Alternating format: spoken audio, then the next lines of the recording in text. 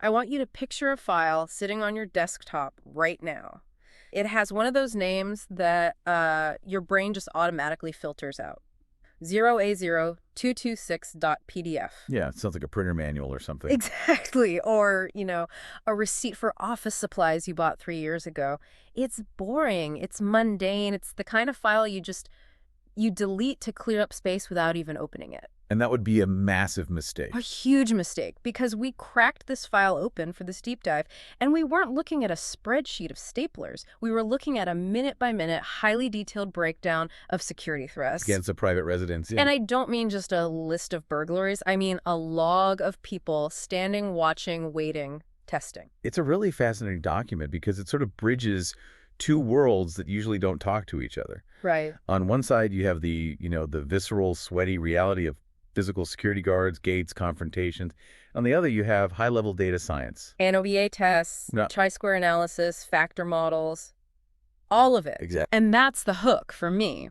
We have this stack of source material, the incident logs, the charts, this incredibly dry but kind of terrifying narrative. And our mission today is to decode it. Well, it's a masterclass, really, how you take these boring observations and turn them into a psychological profile of a threat. And that transition is everything, isn't it? From anecdote to pattern recognition. It is, because most people, they stop at the anecdote. They'll say, oh, some guy stood by the gate today. Right. That's it. Story over. But if you have 43 recorded incidents, you don't have anecdotes anymore. You have a data set. And once you have a data set, you can stop guessing and start profiling. So let's set the scene. The report gives us these raw logs, and they read almost like a movie script. We have these specific timestamps that keep popping up: 1:47 p.m., 3:13 p.m., 3:55 p.m. These aren't just random moments. They feel like chapters. They are chapters. And they show a progression of behavior that, frankly, most of us would miss. We just wouldn't see it. Okay, so let's start with the first character in this drama. 1:47 p.m. The report describes an unknown individual on a scooter. Registration plate is redacted, of course. Of course. But he stops right at the gate. Now, if I'm walking my dog and I see a guy stop a scooter, I don't think threat. I think guy on a scooter. Right. And what's he doing? Well, according to the log, he's fixing his hair. He's grooming. Grooming. That's what it looks like to you, to a casual observer. But the analyst in this report, they tag this with a very specific term. Which is? Pretextual loitering. Pretextual loitering. Okay, break that down. It sounds very official. It's the art of the cover story.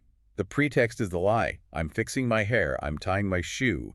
I am checking a text. It's the social camouflage. Exactly. It lets him stand in a sensitive area without triggering an immediate response. But the loitering part, that's the reality. He is not there to fix his hair. And the report points out this really creepy detail about this specific incident.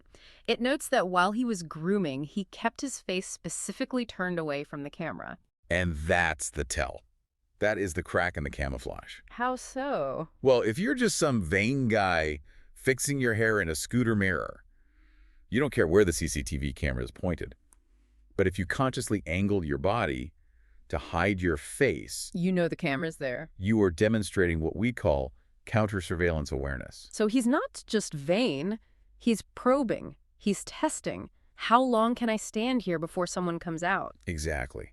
And because he's quiet, because he's just fixing his hair, he's actually more dangerous. He's gathering data. Okay, so contrast that with the next scene, 3:13 p.m. The entire vibe shifts. We go from the quiet scooter guy to a group of minors. A completely different energy. Yeah. The report describes this group as aggressive.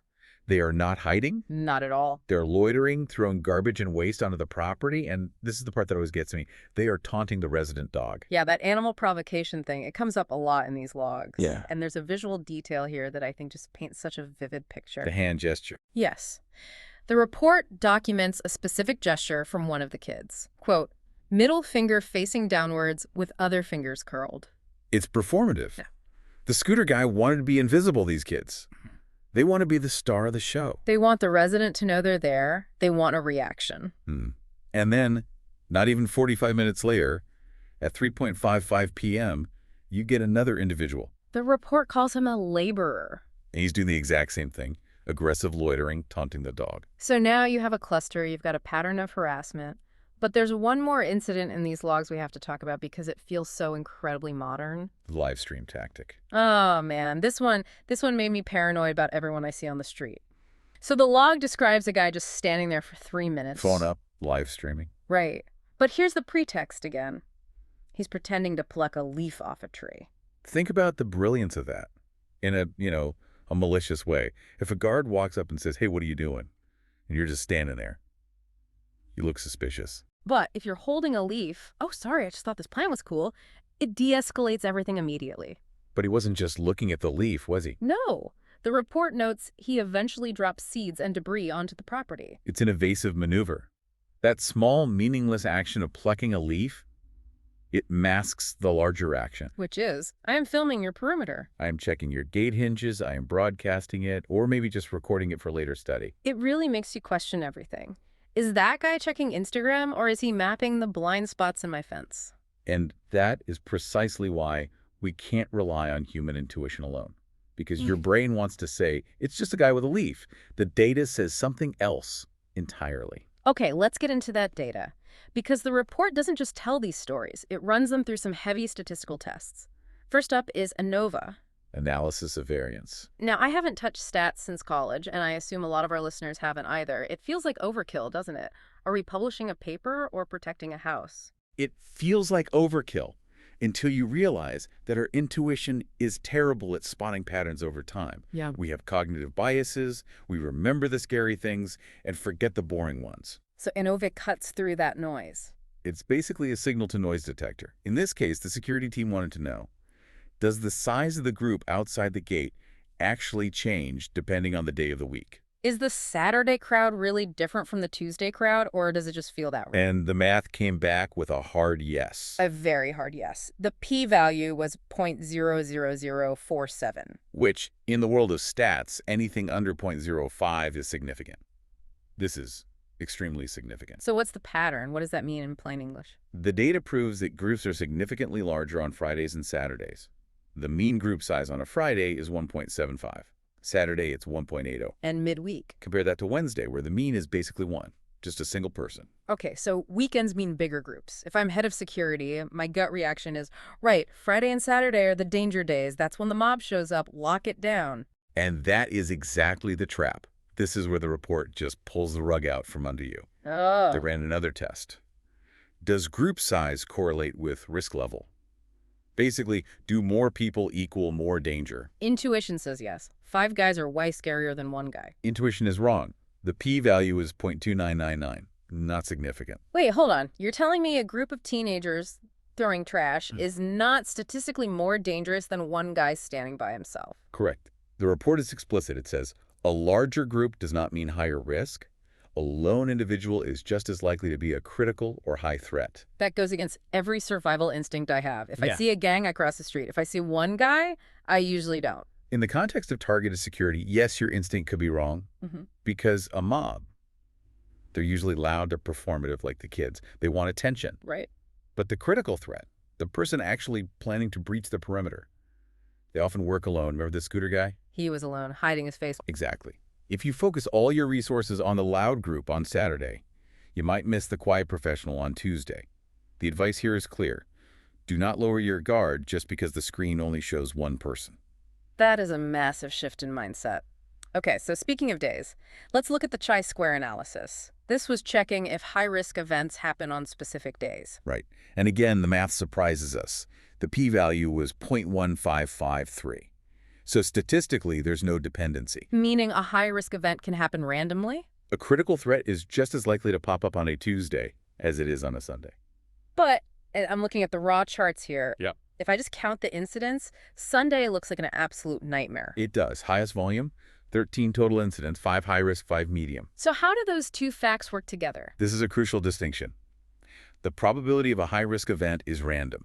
Yeah. But the volume of overall activity is concentrated. Okay, explain the difference for someone managing the shift schedule. You can't say, Tuesday is safe, so I can take it easy. A high-risk event could happen. But you could say, Sundays is going to be extremely busy. More interactions, more alarms, more people at the gate. So you need your staff to be fresh and alert on Sunday. Not because a breach is guaranteed, but because the noise level is going to be maxed out. You're just dealing with more stuff. And Wednesday? Wednesday's a ghost town. Lowest activity. Even bad actors seem to have a midweek slump. I love that. Even criminals hate Wednesdays. Okay, let's move on to what I think is the psychological core of this entire document, the factor analysis. This is my favorite part. Factor analysis is a technique where you take a bunch of messy behaviors, shouting, looking at cameras, holding a phone, stopping a bike, and you ask the math. Do these things belong together? It's like psychological profiling through algorithms. That's a perfect way to put it. And the report found 3 specific profiles, 3 latent factors. They feel like archetypes in a thriller movie. Let's walk through them. Let's do it. Factor 1 is what the report calls hostile harassment. This is the loud threat. Yes. This factor groups together all the overt aggression, the animal provocation, there's our dog taunting again, and group activity. This is the 3:13 p.m. incident with the minors. And the laborer throwing trash. Right. The report links this to categories like antisocial activities. So what's the goal of factor 1? Why they do it? Intimidation. Disruption. They aren't trying to sneak in. They're trying to stress out the system. They want the residents to feel unsafe. It's psychological warfare, but it's blunt. It's a sledgehammer. Which is terrifying, but at least you can see a sledgehammer coming. Then you have factor 2, covert reconnaissance. The quiet threat. The characteristics here are systematic scanning of walls, fixed gazing at equipment, and of course avoiding cameras. The spy stuff. It is absolutely spy stuff. The report links this to face tracker and escalation complaint police data. These are the people who stand in the blind spots. The live streamer pretending to pluck a leaf. Classic factor 2. Because he's mapping. He's looking for weaknesses. He doesn't want to fight the dog. He wants to know if the dog has a pattern. He wants to know if the camera has a dead zone. This feels like the most insidious one. It is, because if they do their job right, you don't even know they were a threat until it's way too late. And then the third one, factor 3, strategic escalation. The smart threat. This factor is defined by high-risk activities that are timed. The report notes this correlates with vehicle awareness. Which brings us back to our friend on the scooter at 1:47 p.m. Yes, the analysis suggests that the scooter wasn't just random, it was a probe. Factor 3 represents actors who are synchronizing their movements with environmental triggers. Synchronizing with environmental triggers. That sounds incredibly sophisticated. What does that mean in plain English? It means they aren't just watching the house, they're watching the life of the house. Wow. They know when the cars leave, they know when the guard shift changes, they know when the lights go out. Factor 1 is just acting out, Factor 2 is watching, Factor 3 is planning. That is deeply unsettling. So we have the loud, the quiet, and the smart. Now that we've profiled them, let's talk about when they strike.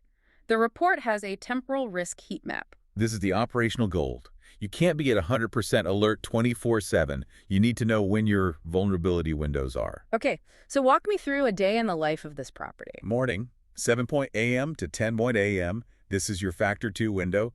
This is for reconnaissance. Why then? Because the house is waking up. Cars are leaving for work, for school. Gates are opening and closing. It's the perfect time to just stand back, blend into the morning commute, and watch the flow. Then we have a lull, and then 3:00 p.m. to 5:00 p.m. The hostile peak. The afternoon chaos. Kids are out of school, laborers are finishing their shifts. This is when the garbage throwing happens. This is when the dog gets taunted. Sledgehammer time. Exactly. And then we hit the absolute peak for sheer volume. Sunday evening, 7:00 p.m. to 9:00 p.m. We mentioned Sunday was high volume. Why this specific time slot? Think about the rhythm of a week. Sunday night is the transition. People are coming back from weekend trips. Cars are being unpacked. Residents are tired, maybe distracted. And the gates are active. High traffic moment, which makes it a high opportunity moment for someone who's watching. It's the transition vulnerability. Precisely. If I were running security, I would double the guard count every Sunday night. Not because of a specific threat, but because all that chaos creates cover. And we can't forget the graveyard shift, 9 p.m. to 5 a.m. Lower volume, but it's consistent. The report calls it low-level probing, testing visibility in the dark. It's that constant drip, drip, drip of surveillance. So we have all this incredible intelligence. We know the who, the what, the why, the when. What do we do with it? The report gives strategic recommendations, right? It does, and it's really nuanced. It says you can't treat Factor 1 the same as Factor 2. Give me an example. For Factor 1, the hostile loud ones, you use high visibility deterrence. Put a guard out there in a bright vest. Turn on a floodlight. Use a loudspeaker. They're trying to be intimidating, so you intimidate them back. You show them the castle is defended. But if you do that to the Factor 2 spy... You burn your own intelligence. If you scare off the covert recon guy immediately, you never learn what weakness he was looking at. Ah, For factor 2, the report suggests concealment and pattern tracking. so let him think he's unseen. Exactly. Let him plug his leaf. But you record him. You watch where his eyes go. You figure out which blind spot he found so you can fix it after he leaves. You use his surveillance against him. That is 4D chess right there. And the golden rule. We touched on it with the ANOV test. Never, ever lower the risk assessment for a lone actor. That's the cardinal sin.